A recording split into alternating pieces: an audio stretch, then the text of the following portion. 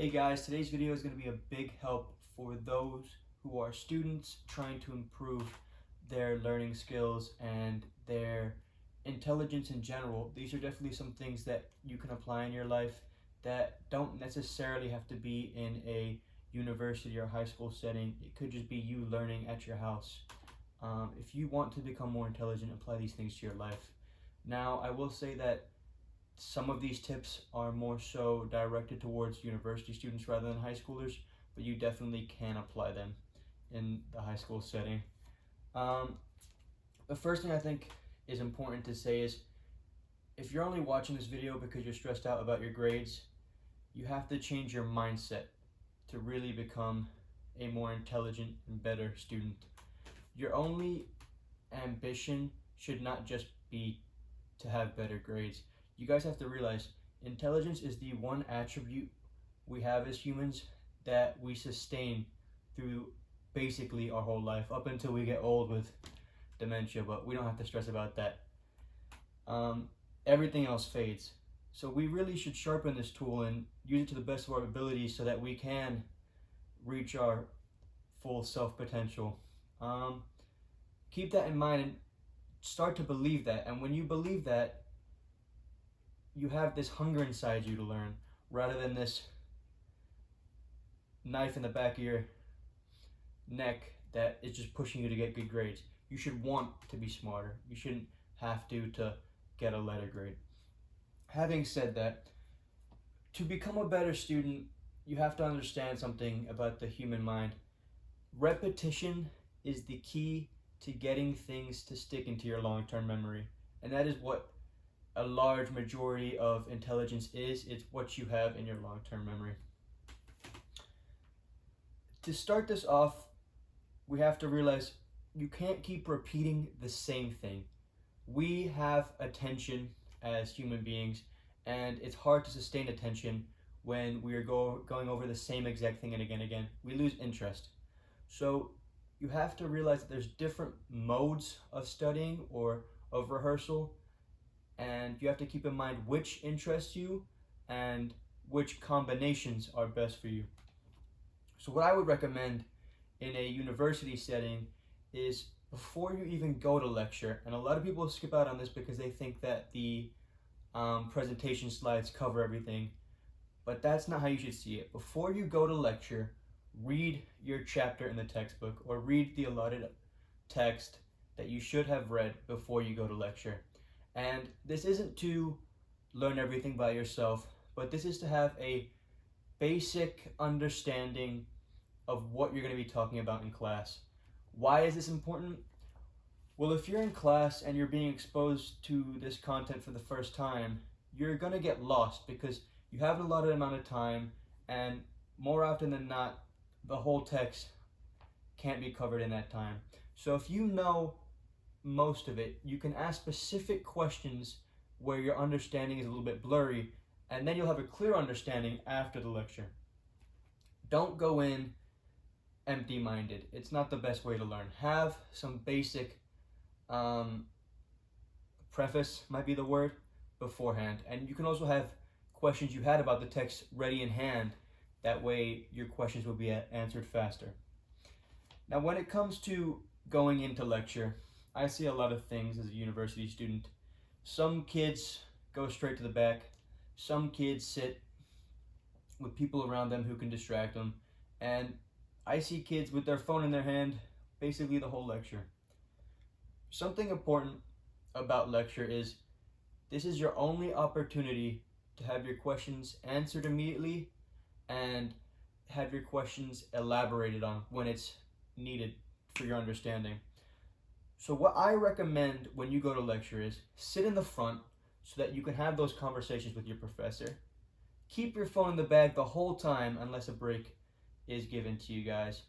And if there's people around you that distract you, why are you putting yourselves around them? We are in university. We have time after class. We have time before class. Time management is important. You can sort out times to be with your friends or hang out with other people. You need to use this time to sharpen your brain and to ask the questions that aren't understood just from your text alone. After you get rid of distractions, you sit in the front of the class and you ask questions, you have to understand this. Questions are not annoying to the whole class. Dumb questions are, but guess what? You're only going to have dumb questions if you don't understand anything. So you might have a period of asking dumb questions, but then you start to get understanding and the smart questions come. Don't care about what other people think. I see it time and time again where people will not ask questions because they're scared of being embarrassed. What's worse, being embarrassed for 30 seconds, or failing a class, or not reaching your potential simply because you're scared to ask a question? Don't be afraid of questions. Professors are there for questions. Another thing in class that I find very important, and I see people do it in different ways, and of course, different approaches work for different people. But for me, having a pencil and pen or pencil and paper in class, taking notes on what the professor says, is a great way to get things to stick in my mind. A lot of people will type on their laptop, and what they're doing is, because we can type faster than we can write, they're writing exactly what the professor says word for word. This isn't personalizing what you're reading. It's a simple copy paste. Whereas when you summarize things and shorten it because you're on pen and paper and you can't write as fast as someone speaks, you're putting it in your own words, which is connecting with the text and giving yourself an understanding that you're putting on paper. And I find that really does help have things stick in my long-term memory. Can it work with laptops? Absolutely, but try not to write things word for word. Think about what you're hearing or what you're seeing on the lecture and put it in your own words so that something at least sticks. Okay, so when it comes to after lecture, what are things you can do outside to become a better student? Now, something I struggled with maybe my first semester was having weeks with super high workloads, weeks with barely anything. I wasn't organizing a schedule where I would keep everything in moderation. And moderation is key in school because there is a lot of work and it is a long time. You're in school for years and years and years. So keep it moderate so that you can stay consistent and so that you don't lose ambition. If you have weeks where it's high workload, high workload, high workload, high workload, no workload, when you have those big waves, you may lose your ambition in there. Keep it moderate and your emotions stay moderate with that. And then try to make connections with your coursework. And by that, I mean, try to find things you enjoy in it. Now, this is harder in high school because high school has a lot of mandatory classes. But once you get to junior and senior year in university, and even electives in those earlier years, you can choose specific subjects. And in those subjects, there's got to be something you're interested in.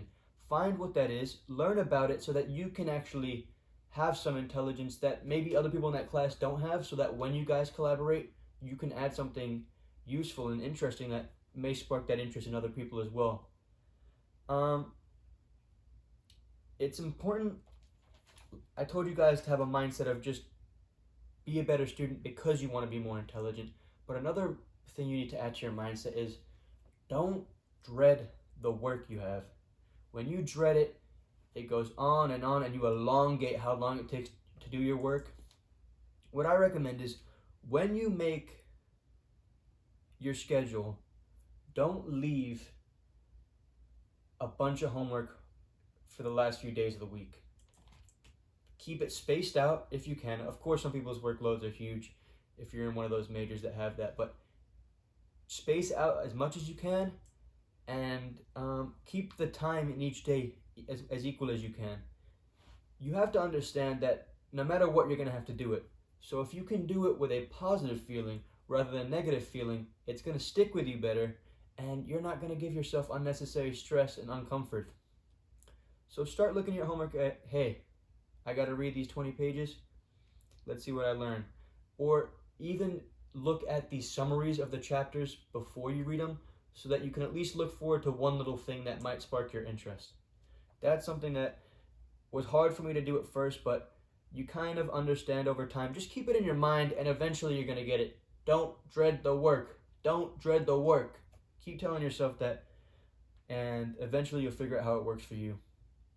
Another thing that I really enjoy about university is because you pick your specific major, you are kind of surrounded in those classes with people with similar interests. Try to find these people and talk about subjects within your major that you guys are interested in, and also by doing that, you're gonna figure out different um, tracks and different interests in that major where you may not have known about before. A lot of people in my cognitive psychology class came in with clinical psychology as their major, but just by being around the professor and being around other students who are interested in that subject are already thinking of changing pathways. And I don't recommend doing that but with one class, but I'm just trying to show you guys that if you surround yourself with people with similar interests but maybe not exactly the same, you are going to find other things that interest you that you didn't even know about. And if you can find groups with similar interests, or even go on social media and find like different areas of your major, so like on TikTok there's a psychology area or there's an English area, you find those and you start seeing like cool things about your major that you didn't realize before. Just kind of connect with your major outside of a school setting. That way it kind of becomes part of your personality, and with it being part of your personality, you take more interest in it because it's a part of you. Things relating with you stick with you more often in terms of your memory. Another important thing when it comes to being a student is we are going to have weeks where there's exams and where there's high workloads than other weeks because it's the end of the semester or because maybe you were busy the prior week. And we have to do things to clear our mind so that we can take in the information as efficiently as possible. If you're going to do 6 straight hours of reading, I promise you, you are not going to remember all the 6 hours. You may get the gist of the 6 hours, but all of the specific facts that you may need for the exam, the assessment, or just because you should know it and it's your major, it's not going to stick with you. So you have to figure out activities you can do every 2 hours or so to clear your mind so that when you come back, you feel refreshed and your eyes don't feel strained and you don't feel like you've been stuck in a dark room for the last 48 hours. What I personally like to do is I will go outside without my phone, drink some water, and just listen to nature. That clears my mind. You can get there 5-10 minutes. Don't even think about the time. You obviously have to keep a conscious note because some of us have exams the next day, those of us who don't plan properly. But something where your mind is just resting for a moment. You could lay on your bed, you can go on a little bike ride, you can go for a walk. Something where you're disconnected from artificial distractions like your phone, where you have some audio going on like the wind, like cars driving by, just as a refresh.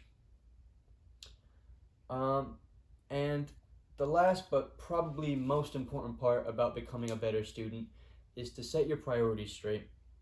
If you know you have school the next morning, or you know you have a big exam in 2 days, skip the party. The party doesn't matter. Skip going out. Priorities should be set. If you want to be different from the rest, you can't be doing the activities that hold back the rest.